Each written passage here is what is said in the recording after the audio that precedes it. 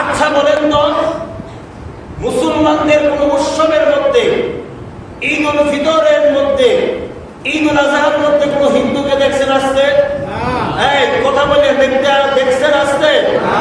আমার দেশের নেতারা যে রাজনৈতিক ফায়দা লাভের জন্য আমার মুসলমানের বাচ্চারা যেন পূজার মধ্যে উৎসব নিবেদন বিলি করার জন্য যে নিজের ঈমানকে বিক্রি করতেছে, এরা তো মুসলমান নয়, বরং এরা মুসলমান নামে শয়তান। কথা বলেন ঠিক না?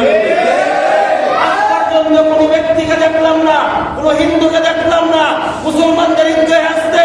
আজ পর্যন্ত দেখলাম না মুসলমানদের গরু জবের মধ্যে এসে বলে, ও মুসলমান, তোমাদের গরু জবে যেরকম ভাবে উৎসব, এটা আমাদের উৎসব, তোমাদের উৎসবের সাথে আমরা আমাদেরকে একত্রিত ঘোষণা করলাম।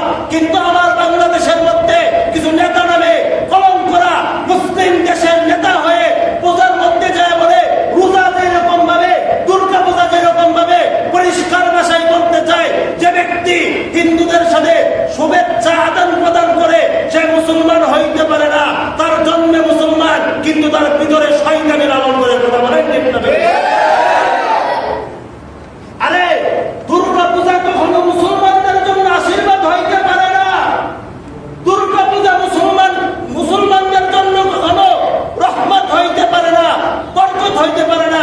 যেই জায়গার মধ্যে সরাসরি আমার আল্লাহর সাথে শিরিক করা হয়, যেই জায়গার মধ্যে দাড়ি টুপিওয়ালাদের মূর্তি বানায়া অপমান করা হয়, সেই দুর্গার পূজার মধ্যে যদি আমার কোনো জাতি ভাই, আমার কোনো ভাই যদি সেই হিন্দুদের সাথে তাল মিলিয়ে যদি যায় বলে নমস্কার, আর যদি বলে দুর্গা পূজা আমাদেরকে যে সবক দিচ্ছে, এই সবক হিন্দুদের যেরকম সবক, এই সবক যেরকম মুসলমানদের সবক, ওই ব্যক্তির ঈমান থাকে না।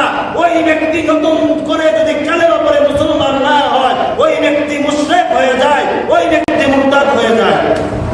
মুসলমান ইমানদার যুব সমাজ, তোমরা যাদের নেতৃত্বে চলো, তোমরা যাদেরকে নেতা মনে করো, আরে তাদের হয়তো উরুস যাতে মুসলমান, দাদা মুসলমান, নানা মুসলমান, বাবা মুসলমান, মা মুসলমান, কিন্তু তারা ভিতরে লালন করে সেকুলারিজম, গণতন্ত্র, আব্রাহাম লিঙ্কনের পাঁচটা গোলাম হয়ে তারা আজকে হিন্দুদের পূজার মধ্যে যায় সমর্থন জানায়, শুভেচ্ছা জানায়। আচ্ছা, এরা কিসের মুসলমান? বড় আফসোস লাগে, বড় দুঃখ লাগে। এই তো কিছুদিন আগে দেখলাম একটা ভিডিও, এক হিন্দু বাচ্চা দুর্গার যে বড় পূজা আছে না, দুর্গা মূর্তি যেটা আছে না, এদের খাবার দিছে, খাবার দেবে, খা খা খা, খাস না কে, খাইতে পারস না, না খেলে মারবা।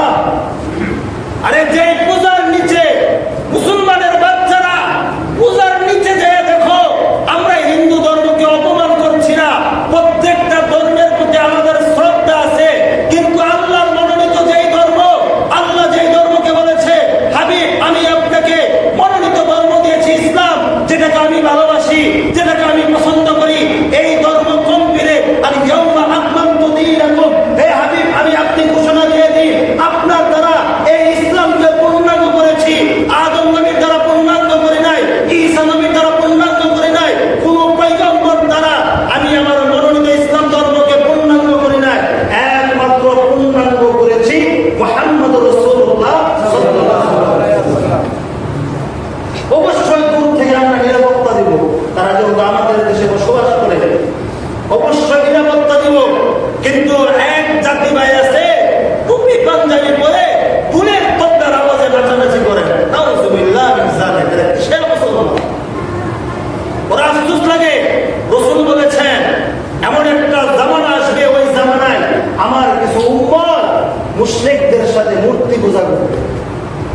মূর্তি পূজা করে না?